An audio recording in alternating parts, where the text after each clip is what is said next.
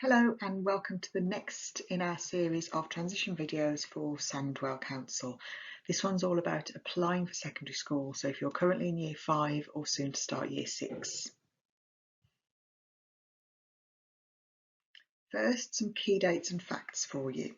As you can see, the application process will open on the 13th of July this year. It will then close on the 31st of October and notification date will be on the 1st of March next year.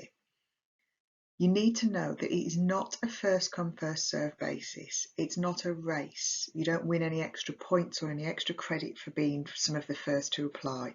It's a big decision. You should take your time, have a look at all the schools and really think about what suits you and your family. You can apply and should apply for up to 6 different schools. I'll go into a little bit more on that later on. And you do apply to the council that you live in, regardless of where the school you are applying for might be. So you may well live in Sandwell, but one of the schools you are considering might be Walsall, Wolverhampton, Dudley, Birmingham. It doesn't matter. If you live in Sandwell, you apply to Sandwell.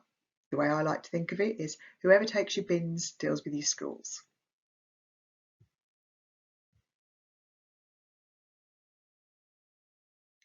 Now we're going to look at some of the things that you need to consider when you are thinking about what secondary school you would like to apply for.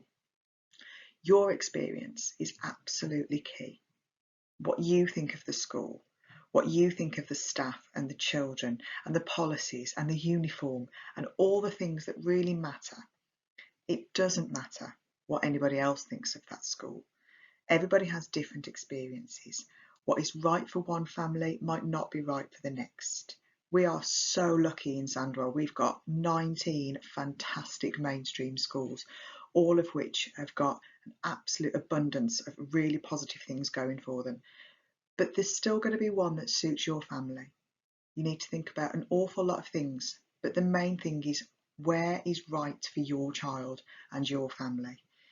We've all got friends and family who've got different experiences with schools. We see all sorts of things in the press about our schools. But it's really important you do your own research and you visit the schools, albeit virtually at the moment possibly, as often as you can. Have a real look about what that school stands for and the ethos. We've all heard of Ofsted. We all know that they've got a set of criteria that they judge our schools on up and down the country. But they've got a generic criteria that they're looking at for every child in the country. You're considering what is best for your child, and that may be very different to what Ofsted are looking for. It might be that a school is deemed as outstanding, just doesn't suit your child or your family. It may be a school that is deemed as special measures or needs extra support is absolutely the right place for you and yours. So whilst it is important to consider what Ofsted think about the school, what you need to do is put that in your personal perspective. What does that mean for you and yours? How will that affect your child? If you've got a question about an Ofsted report, ask it of the schools. They'll give you an honest answer, they'll give you an honest reflection, and the more information you've got, the better informed you can be to make the right decision for your family. Something I always ask families to consider when thinking about what secondary school their child might want to go to is the journey that that child will have, not necessarily the distance. In my local area, our closest school is actually at least 2 buses away. Others are 1 stop on a train. So the further school is actually the easier journey. Even though right now you might be thinking that you'll be taking your child to and from school every day, it may not be the case. They may not always want that, or situations change. At some point there is a strong chance your child is going to need to get themselves to and from school. So I always urge you to consider the journey that will be, rather than the distance. Something else to consider when you're looking at the secondary school for your child are the teachers that are going to be working in that school. The reality is that once your child hits year 7, you're not going to have the opportunity to have much conversation with teachers and members of staff that are going to be dealing with your child day in, day out. So it's really important that at every given opportunity you talk to the people who are going to be looking after your family. Ask them all the questions you've got. What are the subjects going to look like at secondary school? What's going to be the difference between how they've learned art at primary and art at secondary? How is life going to be different for your child? And what will it be like in that particular environment? They're all really, really important things to consider. You and your children have got the next 5 to 7 years in this particular school, and you want to ask every question you can to make sure that you're helping your child make the right decision.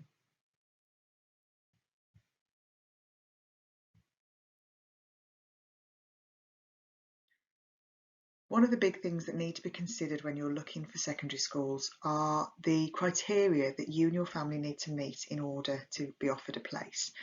Something you need to realise is that the secondary schools themselves have no part to play in this process. You put the application in, your application is considered as of the 1st of November, and it's all down to the local authority to place your child in a school based on the criteria that you may or may not meet. The first criteria is if your child has an education healthcare plan and a secondary school is named in that plan, then they are more than likely going to be offered a place at that school. The next thing that will be considered by the local authority is your child in the care of the local authority? Are they looked after? Next on the criteria list is some medical needs. Not all medical needs taken into consideration and not in all schools, but it is something that is next on the priority list. Then it will look at denomination, some faith schools. Then some of our schools consider siblings. If there's already a child in secondary school in a certain year, there are some constraints there, and not all of our schools take siblings into consideration. So this is where you must really check the information out on the school's website. Finally, we look at distance, and that distance is door to door, if you like. So the front of your house to the middle of the secondary school. It's as the crow flies, so it's drawing a straight line on the map. We have one school, Sandwell Academy, where that is different because they take from all over the local authority. They have a centre point in each of our towns, and it is the distance from door to centre point. Again, something else you should really look at when you're applying. Check each of the school's websites to double check which of those criteria they do take on board. Something else to consider is when as I mentioned, you can apply for up to 6 schools. Let me put the situation that you only apply for one. Let's say you only apply for Primani High and you don't meet the criteria for Primani High above anybody else. So unfortunately, you can't be offered a space in that school. With no other option for the local authority to choose on your behalf, unfortunately, they have to shelve your application for the time being, along with others. At the end of the process, when everybody else has been placed, those applications will be reconsidered. At that point, the local authority are duty bound to offer you a space in a school with a space available that is closest to you. The key there is space available. It's not necessarily going to be your closest school. Sandwell is a big area. It may be that the school you are offered is quite a journey. So the more schools you put on for Sandwell to consider on your behalf, the more chance you've got of having some control in the situation.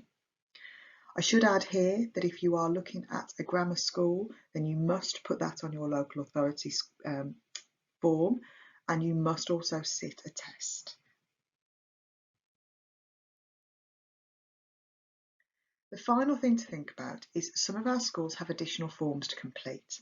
We have George Salter and Shireland if you are applying on the grounds of performing arts aptitude. If you are applying on the grounds of distance or that's just your school of choice, you don't need that form.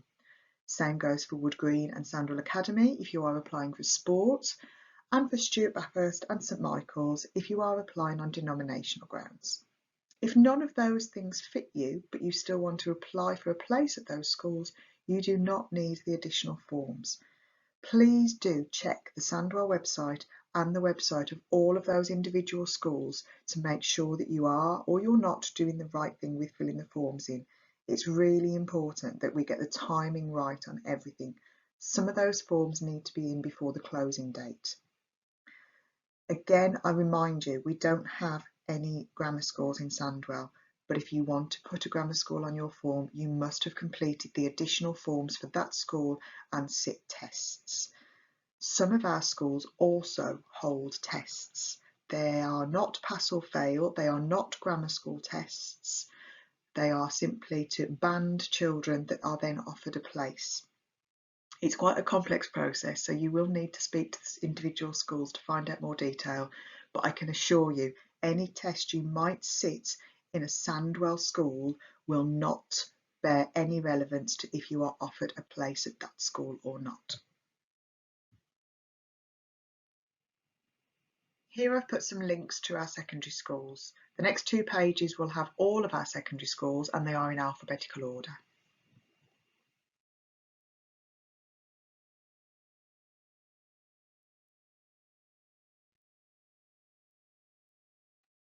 When applying for any secondary school, you'll see the website uses drop-down boxes to name the school.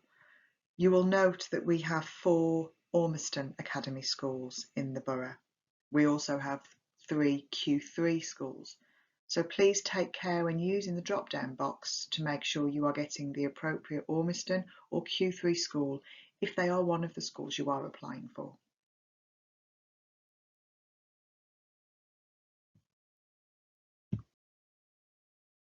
So you'll see here I've just put the link to the direct access to be able to apply for secondary schools in Sandwell.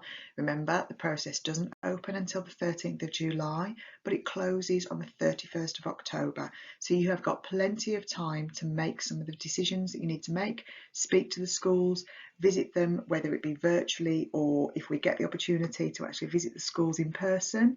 But whatever you do, take your time. It's a big decision. So that's all from me. Hopefully I've answered some of the questions that you might have had about applying for secondary schools, but if there's anything I haven't gone over, then please feel free to contact me. My email address is there. If there's anything more that the schools can help you with, then they will happily answer any questions you've got. And of course, you've got the sandwell.gov.uk website. Please remember, if you are applying for a school outside of Sandwell, you will have to check all the details on that council's website or indeed the schools. I've only gone through things that I know happen in Sandwell. There are some slight differences in other areas. But as I've said, if you've got any questions or issues, do get in touch. I hope it all goes well and we all find the perfect place for our children. I've been there, I know it's a big decision.